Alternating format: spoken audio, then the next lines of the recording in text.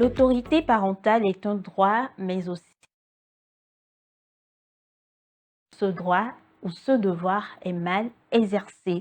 Peut-on le perdre ou peut-on le partager différemment? Chers téléspectateurs, bonsoir à vous et bienvenue dans la seconde partie de ce numéro de votre émission Mardi du droit. Nous parlons de la gestion de l'autorité parentale. Je suis toujours avec Madame Afi Jacqueline Atito. Je rappelle, elle est magistrate et membre de la Commission nationale des droits de l'homme. Merci beaucoup, Madame, d'être restée avec nous. Merci à vous également. Voilà, alors bienvenue dans la seconde partie de cette émission. Nous allons parler des conflits, quand est-ce qu'il faut retirer la garde d'un parent, comment se fait la partage et aussi de l'évolution de l'autorité parentale. Alors, on commence. Quels sont les conflits liés à l'autorité parentale? Généralement, ce que nous observons chez nous, c'est les problèmes de garde, problèmes de pension alimentaire, Oui, problèmes de droit de visite et d'hébergement.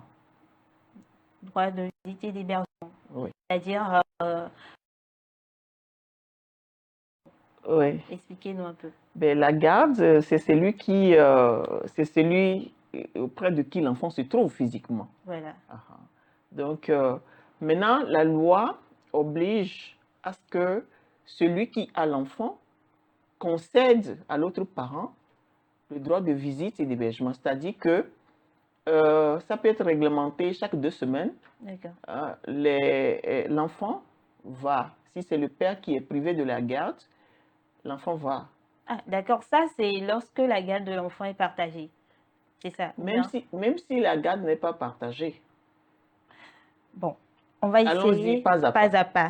La question devait être à quel moment Ouais. un parent n'a plus le droit de, voilà, d'exercer l'autorité sur son enfant. On va commencer par ça. C'est-à-dire, qu'est-ce qui peut arriver que, pas dans dessus, la mère d'un enfant veut qu'on me retire la garde de cet enfant? OK. La garde peut être retirée. On va parler de l'autorité parentale de façon générale. D'accord. Quand est-ce qu'on peut perdre l'autorité parentale? D'accord. Ou quand est-ce qu'on peut être provisoirement privé de l'autorité parentale? D'accord. Si par exemple, vous n'êtes pas en état peut-être de manifester votre volonté parce que vous en êtes incapable, C'est-à-dire, il y a un c'est-à-dire problème mental, mental, voilà, un qui problème de vous santé, oblige, voilà. qui ne vous capacite pas à dire oui et non. Lorsque vous êtes loin, l'éloignement peut également amener. L'absence également peut également amener, ou d'autres causes Voilà. peuvent entraîner à ce que vous perdez, soit provisoirement, soit Définitivement. totalement Cette l'exercice autorité-là. de l'autorité Voilà. parentale. Lorsque, par exemple, aussi, on a rendu une décision, vous devez payer la pension alimentaire pour l'enfant. Bon, la pension alimentaire, ça, c'est lorsque les parents ne sont pas ensemble. Ou Lorsque même les si nous sommes ensemble. Non, Voilà, ça lorsque c'est. les parents ne sont pas ensemble. Voilà. C'est-à-dire, ce sont les conditions de la perte de l'autorité parentale D'accord. que je suis en train de D'accord, décliner comme d'accord. ça. Lorsque vous devez payer la pension alimentaire et ça fait 2 mois, on a fixé Un la délai, pension voilà. alimentaire, ça fait 2 mois. Vous avez accusé un retard ou bien vous vous êtes abstenu durant 2 mois à donner l'aliment à votre enfant. Le juge, si l'autre parent peut demander également à ce que vous soyez et que vous perdez l'exercice de votre autorité parentale. D'accord. Ou alors, lorsque par exemple, par décision rendue par les tribunaux correctionnels ou par le juge des tutelles, qui vous déchoit de votre autorité parentale ou bien qui vous retire votre autorité parentale, et qui vous retire également votre autorité parentale, Oui. vous le perdez d'office. D'accord. Donc, ce sont les conditions dans lesquelles vous pouvez perdre l'autorité parentale ou que l'autorité parentale vous soit retirée provisoirement. D'accord. Et donc, Maintenant, peut-être qu'on oui. peut enchaîner avec la Oui. déchéance en Voilà. même temps. OK. Et qu'est-ce qui peut amener que vous soyez déchu complètement de votre autorité parentale? La loi dit que, par exemple, lorsque le tribunal correctionnel vous condamne pour avoir commis un crime ou un délit sur l'enfant. Vous avez fait, par exemple, une tentative d'infanticide. C'est-à-dire que vous avez tenté de tuer votre votre enfant. propre enfant. Ou bien vous avez commis un délit Voilà. sur, Qui porte atteinte, voilà, à l'enfant. à la liberté de l'enfant, oui. Une négligence, par exemple, ou bien un abandon. Mhm. Donc, lorsque vous avez commis un crime ou un délit sur la personne de l'enfant, Mhm. vous pouvez être déchu au pénal. On vous condamne pour le délit. On dit que vous êtes déchu de votre autorité parentale. Mhm. Définitivement. Oui, Là, ça peut c'est être définitif. catégorique, voilà. Ça peut être définitif, ça peut être partiel aussi, en Ok. fonction de la gravité des D'accord. faits. Et généralement, en fonction aussi de la gravité des faits, vous êtes déchu de l'autorité non seulement de cet enfant-là, mais ça peut être des autres enfants aussi. Qui n'ont rien à voir avec le crime que vous avez commis. Si par exemple vous avez commis de l'inceste sur votre enfant, on vous déchoit de l'autorité parentale sur l'enfant là, mais ça peut être directement aussi sur les autres enfants. Donc c'est un peu ça. Ça peut également être lorsque vous êtes co-auteur. Vous avez embarqué par exemple votre enfant dans un crime ou bien dans un délit. Voilà. Donc vous êtes co-auteur avec l'enfant pour commettre un crime ou un délit. Dans ces cas-là aussi, on peut vous déchoir de votre autorité parentale. Mais dépendant de la commission d'un délit ou d'un crime, le juge des tutelles aussi peut vous déchoir de l'autorité parentale ou bien vous la retirer provisoirement ou bien partiellement. Quand par exemple, vous exercez des mauvais traitements sur l'enfant, vous négligez cet enfant-là, vous privez l'enfant d'aliments, beaucoup d'autres conditions, ou bien vous, par exemple, vous affichez de l'ivrognerie, de l'inconduite notoire, des exemples pernicieux. Dans ces conditions-là, on peut dire que vous n'êtes pas capable d'élever cet enfant-là. On peut vous déchoir de l'autorité parentale et confier l'enfant soit à une tierce personne ou bien à une institution. D'accord. Maintenant, revenons à la question du début. Quels sont les conflits liés à l'autorité parentale? Voilà. On avait déjà commencé et je parlais de la garde, de l'enfant, des questions de l'entretien de l'enfant, c'est-à-dire les questions liées aux droits de visite et d'hébergement. D'accord. Donc, pour la garde de l'enfant est assurée d'office par les deux parents s'il n'y a pas de conflit. Voilà. Mais quand il y a conflit, il y a par exemple séparation de corps ou bien de divorce, ou bien dans les couples, dans les unions de concubinage, où un seul parent, par exemple, exerce l'autorité parentale. Ça veut dire que c'est une seule personne à qui la garde est confiée. Donc, celui à qui la garde est confiée a le devoir de concéder à celui qui n'a pas la garde de l'enfant ce que nous appelons les droits de visite et d'hébergement. Et c'est le juge qui organise ces droits de visite et d'hébergement. Ça peut être 2 week-ends sur 4. L'enfant va passer le week-end soit avec son père. Par exemple, si c'est le père qui est privé de la garde, il va passer le week-end chez son père, il va dormir chez son père. Pendant les congés, on divise la période des congés en 2. Il va passer, si c'est 2 semaines, 1 semaine avec le papa avant de revenir à la maison. Mais généralement, ces questions-là, parfois c'est à coup de poing que ça se règle. C'est à coup de poing que ça se règle. Quand les couples se déchirent, par exemple, il y a eu divorce. La femme est allée se remarier. Vous allez voir, le père de l'enfant va dire que le nouveau mari de son ex-là n'a pas le droit d'élever son enfant. Que son enfant ne va pas rester dans tel foyer. Qu'il préfère récupérer son enfant. Même si les conditions ne sont pas réunies, puisque la loi dit que les enfants doivent rester avec leur maman jusqu'à l'âge de 7 ans au minimum. Même si les conditions ne sont pas réunies, il va exiger qu'il veut prendre l'enfant. Et dans ces conditions, quand il y a d'hébergement, il en profite, il retient de force l'enfant. C'est-à-dire que l'enfant va en vacances, et à la rentrée, L'enfant il ne va vient inscrire pas l'enfant dans dans une autre école Voilà, et refuse que l'enfant revienne à la maison. Et tu vas voir, et c'est ça qui va les drainer vers la justice. d'accord. Et pour que le juge rétablisse D'accord. le droit de garde. D'accord. Mm. Nous allons rester dans le cas que vous venez d'évoquer, Mm. c'est-à-dire un conjoint s'est remarié Mm. et voilà, c'est ce conjoint-là qui a la garde de l'enfant. Mhm. Par exemple, j'ai la garde de l'enfant, je Mm. me remarie à un Mm. autre homme. Oui. Comment se fait la gestion de l'autorité parentale là-bas? Est-ce que mon nouveau mari là, il a le droit sur l'enfant? Ou la gestion de l'enfant n'incombe qu'à mon ex-mari et moi, Oui, en réalité. en Ça réalité? incombe, si par exemple il faut décider de l'école que doit fréquenter Mhm. l'enfant, Oui. la femme doit se référer au père de l'enfant Mhm. pour le choix de l'école.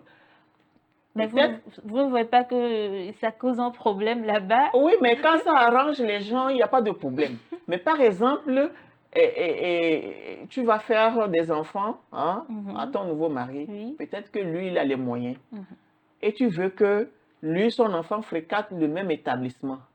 Mais ton nouveau mari là n'est pas capable ou bien ne veut pas payer la Voilà. scolarité de ton enfant que tu as fait ailleurs. Oui. Est-ce que tu vas imposer à ton ex qui n'a pas les mêmes niveaux de revenus Mhm. de payer la scolarité, par exemple, à l'école française Mhm. parce que tes enfants que tu as fait après, eux vont à l'école française. S'il n'a pas les moyens, il a le droit de dire que mon enfant ne peut pas aller là-bas. Tu ne peux pas le lui imposer. D'accord. Ou bien tu vas aller inscrire l'enfant et puis venir lui dire il faut payer la moitié alors qu'il n'a pas l'argent. Voilà. Donc, il faut que même si en étant séparés, mais il a toujours, tant qu'il n'est pas déchu de son Voilà. autorité parentale, il a un droit de regard Sur sur l'enfant. les choix qui doivent être faits par rapport à son enfant. D'accord. Voilà, aujourd'hui, l'évolution parentale a évolué. C'est vrai, avant, tout le monde pouvait décider pour l'enfant. Même dans un quartier, les voisins peuvent décider autre. Mais aujourd'hui, ce n'est plus trop ça. Et voilà, qu'est-ce qui s'est passé? Est-ce que la loi a sorti un règlement pour dire, voilà, aujourd'hui, il n'y a que le père ou la mère, il n'y a que les parents qui ont la charge de l'enfant, qui doivent s'occuper de ces enfants-là? La loi n'avait jamais donné cet attribut-là D'accord. à tout le monde, à la Voilà, famille. C'était nos coutumes. On a hérité ça de nos coutumes. voilà. Quand vous trouvez un enfant dans la rue qui fait des bêtises, Mhm. dans l'ancien temps, vous corrigez l'enfant. Bon, Je l'ai vu, je il ne se l'ai. comportait pas bien, j'ai fait ci. Mais Et aujourd'hui, ni la loi, ni même les parents? les parents n'accepteront que vous vous comportez comme ça. Mhm. Donc, je pense que tout le monde doit se plier, je ne sais pas, aux dispositions de la loi. Si on D'accord. doit laisser l'exercice de l'autorité parentale à tout le monde à la rue, mais ça peut être préjudiciable aussi aux enfants. Mhm. C'est pour ça que la loi l'a encadré. Mais n'empêche, si vous trouvez un enfant dans la rue qui a des comportements répréhensibles, Voilà. vous avez des autorités à qui vous pouvez référer cet enfant. Il y a les unités de police, de gendarmerie dans tous les quartiers. Donc, vous pouvez référer cet enfant-là à ces unités ou bien même les chefs traditionnels Voilà, qui sont oui, dans les les chefs quartiers. quartiers Mais et ne autres. pas exercer, par exemple, des violences sur l'enfant pour dire que vous le corrigez Voilà, avant vous de le l'amener remettez chez en lui à ordre. la maison. D'accord. Voilà, nous allons, je vais généraliser la question. Mm. Est-ce que l'évolution sociale, Mm. c'est-à-dire les familles recomposées, les mariages mixtes, voilà, influencent l'autorité parentale de nos jours? Je peux dire oui. Mhm. Mm. Les familles recomposées, oui, ça peut avoir des incidences sur les enfants. Mhm. Ça dépend ça dépend par exemple. Moi j'ai une connaissance comme ça, Oui, mais elle, je ne sais pas, elle s'est remise avec un autre, oui. mais l'enfant qu'elle avait avant là, elle n'a pas le droit de préparer dans la maison là-bas pour servir à son enfant. L'enfant même, il est encore élève. Mhm. L'enfant même n'est pas sous le toit du monsieur. Donc, elle est obligée de louer. Ils sont dans le même village, mais elle a loué pour son fils et elle prépare chez son nouveau là, Oui. mais n'a pas le droit de servir à Voilà. manger à son enfant. Donc, elle finit là-bas et elle retourne à la maison pour préparer à son enfant. Ah bon? Voyez-vous le traumatisme que Ouais. ça peut créer chez cet enfant-là. Si. Donc, il y a beaucoup de conséquences qui peuvent résulter de ces unions ou bien de ces familles recomposées Recomposer, là, oui. sur les enfants. Il peut avoir des cas où vraiment c'est que du positif, c'est-à-dire que l'enfant est Voilà, bien bien, voilà. intégré dans cette nouvelle famille, il est bien pris en charge, mais il peut y avoir d'autres cas où c'est l'autre revers. Voilà. Maintenant, est-ce que, en tant que parent, mon enfant, il a 18 ans et plus. Mm. Est-ce que je peux, une fois que l'enfant sort de la maison, l'enfant ne vit plus sous mon toit, est-ce que je peux encore continuer à exercer mon autorité parentale sur lui, même s'il n'est pas marié, jusqu'il n'est plus sous mon toit? Il n'est plus sous ton toit, mais est-ce que l'enfant continue? Par exemple, il est toujours étudiant? Oui, peut-être il est toujours étudiant Il est ou toujours voilà, il étudiant. se débrouille comme on le dit souvent. Oui, il est toujours étudiant. Vous avez quand même ce devoir-là de veille sur lui jusqu'à ce que on est en Afrique. En Europe, par exemple, à 18 ans, on vous sort de la maison. Mais ils ont appris très tôt à se Voilà, défendre, voilà, à être se prendre en responsable, charge. voilà. Mais dans nos contextes, mais on est enfant jusqu'à Même jusqu'à ce quand on est qu'on trouve du marié, travail. voilà, même quand on est marié, on est Ah, enfant. jusqu'à ce qu'on trouve du travail. Parce que même si vous avez fini les études et vous êtes encore là, ou bien, bon, vos parents ne veulent pas que vous restiez à la maison, ils ont quand même trouvé une pièce qu'ils ont louée pour vous, mais c'est eux qui vous donnent à manger, c'est eux qui payent votre loyer et tout le reste. Bon, ils ont un regard sur ce que vous faites. Voilà. C'est pas méchant, c'est pas méchant. D'accord. Là, on parlait des parents qui sont en couple et autres. Maintenant, quand la garde de l'enfant est confiée à une tierce personne de la famille, ça peut être un grand-parent, un oncle ou une tante, comment, comment on s'exerce cette autorité-là? Est-ce que l'enfant est partagé? Peut-être l'enfant a encore sa mère, hein, un de ses parents qui est en vie. Maintenant, est-ce que l'enfant là est partagé entre les deux autorités? Bon, ça dépend dans quelles conditions l'enfant se retrouve avec sa grand-mère. Voilà. Par exemple, si c'est par cause d'éloignement, la maman, par exemple, est partie, l'enfant a besoin d'être toujours encadré. Bon, on confie, elle fait une délégation de l'autorité parentale à ses parents qui le substituent ou bien la substituent dans ses droits et devoirs d'exercice de l'autorité parentale. Donc, c'est une délégation en bonne et due forme. Mais maintenant, si c'est par les fautes que nous avons énumérées tout à l'heure, les manquements que nous avons énumérés, que la justice a été obligée de confier la garde à la grand-mère de l'enfant, là, c'est la grand-mère seule qui prend toutes les décisions. Parce que vous avez été jugé indigne d'exercer l'autorité parentale qu'on a confié l'enfant à un proche parent. Là, dans ces conditions-là, vous n'avez plus votre mot à dire par rapport à l'évolution de l'enfant. Mais si c'est une délégation de l'autorité parentale, la délégation peut être totale ou partielle. Ça veut dire que c'est vous qui avez délibérément donné votre, je ne sais pas, droit.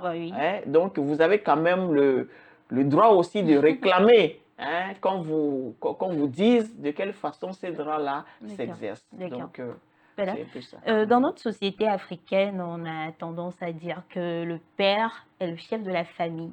Est-ce que vous pensez vraiment que la femme ou la mère a un mot à dire dans la gestion de l'autorité parentale? Quand nous prenons un peu nos sociétés africaines. On a dépassé, je ne sais pas, cette conception. Oui, mais oui, c'est une réalité. Parfois nous-mêmes, les femmes, voilà. qui donnons cette posture-là aux hommes. C'est nous-mêmes, les femmes. C'est-à-dire, mon mari peut décider que voilà, l'enfant va faire une école catholique, par exemple, et moi, je dis non, je voudrais qu'il fasse une école française. Oui, mais Si tu en as les moyens, Mhm.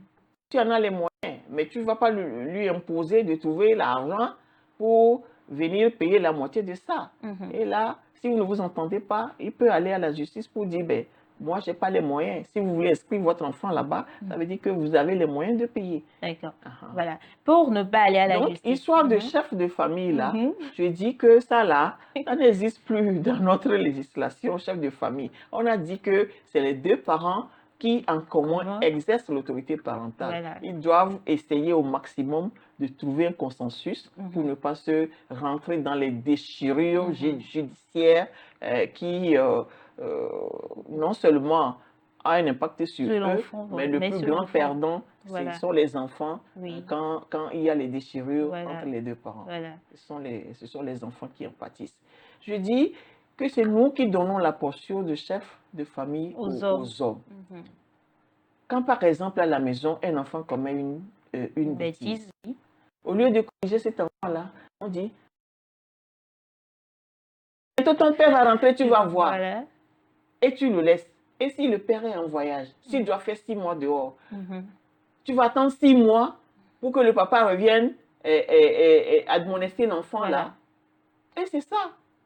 Et c'est aujourd'hui, les enfants nous sont montés à la tête parce que nous les avons mis dans ces postures. Quand un enfant commet une bêtise, il faut le corriger en même temps. Il faut le Parlons de ça. À quel moment commencer par asseoir son autorité sur l'enfant? C'est-à-dire, déjà quand l'enfant commence par prononcer peut-être maman, papa et qu'il fait une bêtise, je peux le corriger. Et tu peux le corriger. Voilà. Corriger, mais pas le taper. Ah bon? Le corriger, mais nous, on nous avait tapé. Non, mais nous, aujourd'hui, toutes les lois refusent que nous exerçons des châtiments corporels sur les enfants. Le châtiment corporel est interdit, aussi bien dans l'établissement scolaire que dans les enfants. Il y a plusieurs manières. Hein. Tu peux clignoter. Un enfant de 2 ans, même, il peut être conscient que ce qu'il a fait, c'est pas bon. Mais hein. Même quand l'enfant est en train de téter, et il te mord les mamelons. Hein? Il sait qu'il a fait quelque chose qui n'est pas bien. Hein?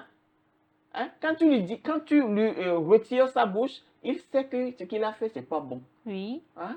Donc, même les enfants, tu peux lui clignoter les yeux, l'enfant comprendra que ce qu'il a fait, c'est pas bon. Trouvons d'autres alternatives de correction autres que les châtiments corporels. Mais de temps en temps, il faudrait au moins, non, de temps en temps. De temps en temps, non.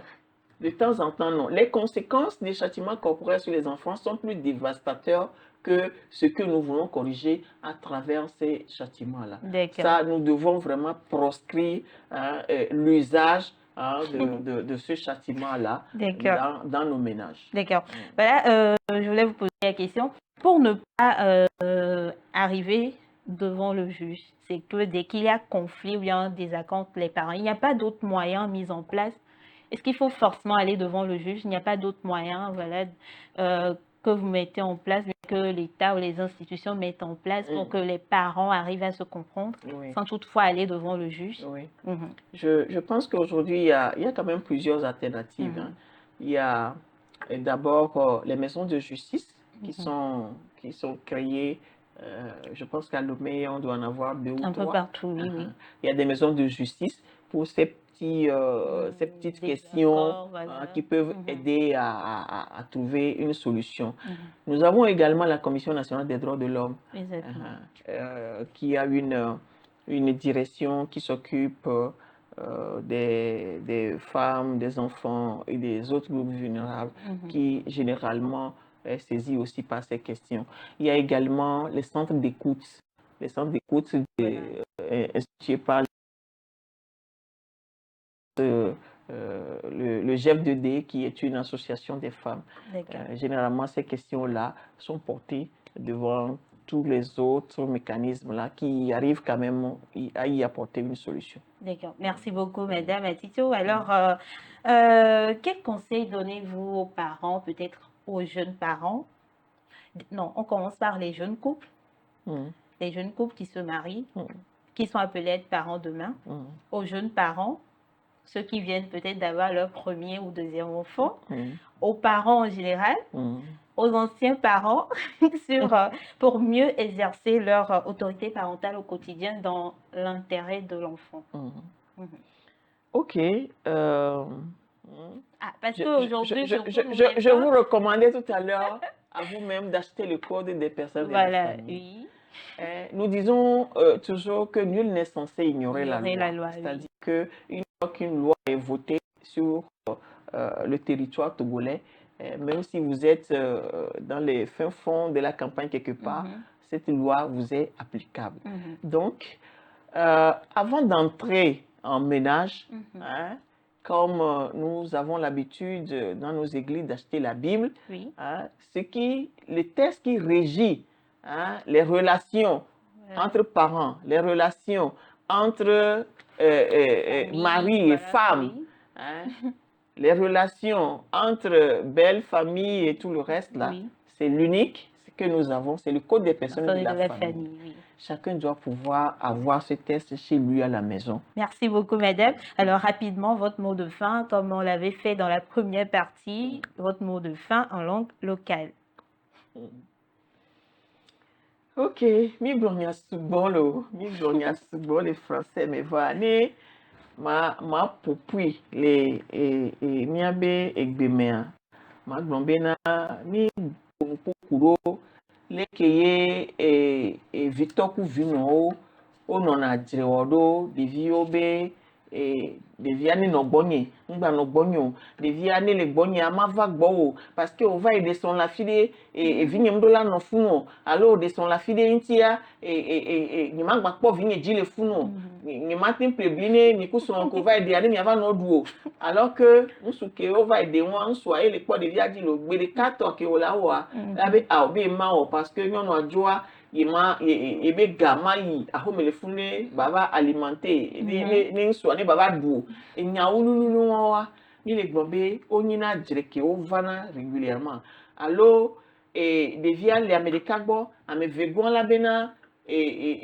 amea la bena ye mana be ɖevia ne ba gogo parent vegoa dzila vegoa alo ɖeviawo be ɖevia ne yi vacances le dzila de agbɔ ne ba gbɔ koa ke ɖevia be yi funu ko rentrer ela sisi ɖevia be ɖevia va gbɔ ɖevia la tsi gbɔ la be aŋɔ kɔ ne ŋutɔ le sukulu bu fa donc adzre ŋuawo vana souvent alo eke tsɔ wo kpe wɔe wo sugbɔ gbogbo ɖe wo sugbɔ gbogbo ɖe alo ɖevia ma yi lɔxɔ gbɔ ma yi mama gbɔ ma yi tasia gbɔ lɔxɔ yi nya zetɔ evinyɔnu la yi funu leke ku tɔwo kekea emi le gblɔ bena adzre ŋuawoa mía dzagbagba bena ne wo ŋgbanɔ va eme le míabe srɔ̃ɖeƒe o parce que ne mi le dɔnya nenea ame kewo ŋutɔ va sena veve alo enyi ɖeviawo kpoe wola va si kudo nuawo kpoa ena bena ne woatsɔ va ɖe srɔ̃a enu masɔmasɔwo la va nɔ va wobe srɔ̃ ƒe gbeɖegbe etia míadze agbagba bena ne míabe viwo be nyamea míadze agbagba be míanɔ se míanɔ nɔewo gɔme ne adzreawoa ŋgba va nɔ mi gblɔ tsa be mi dzenɔa famille le kpekpe ƒome le kpekpe dzo la ɖo xomaviwa kpɔna ese ke kpɔna ese ke gblɔ bena ese ke kpɔ